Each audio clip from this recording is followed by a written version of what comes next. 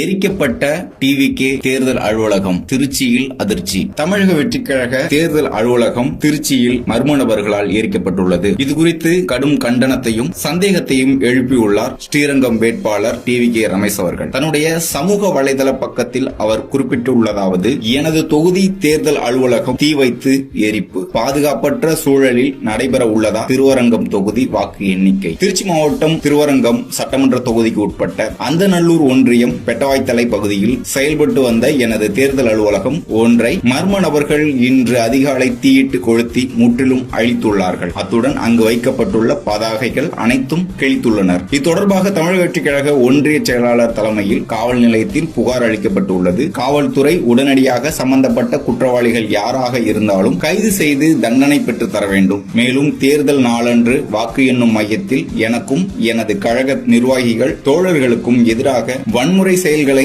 அரங்கேற்ற எதிர்க்கட்சிகள் திட்டமிடுவதாக தகவல்கள் கிடைத்துள்ளது. உண்மையில் வாக்கு எண்ணிக்கை நேர்மையாக பாதுகாப்பாக நடைபெறுமா என்ற சந்தேகமும் அச்சமும் எழுந்துள்ளது. இந்த பிரச்சனையில் தேர்தல் ஆணையம் உடனடியாக தலையிட்டு வாக்கு எண்ணும் மையத்தில் கூடுதல் பாதுகாப்பு எங்களுக்கு வழங்க வேண்டும், வாக்கு எண்ணிக்கை நேர்மையாக நடைபெறுவதை உறுதி செய்ய வேண்டும் என்றும் கேட்டுக்கொள்கிறேன் என தமிழக வெற்றிக் கழகம் ஸ்ரீரங்கம் சட்டமன்ற தொகுதி வேட்பாளர் டிவிகே ரமேஷ் அவர்கள் தெரிவித்துள்ளார்.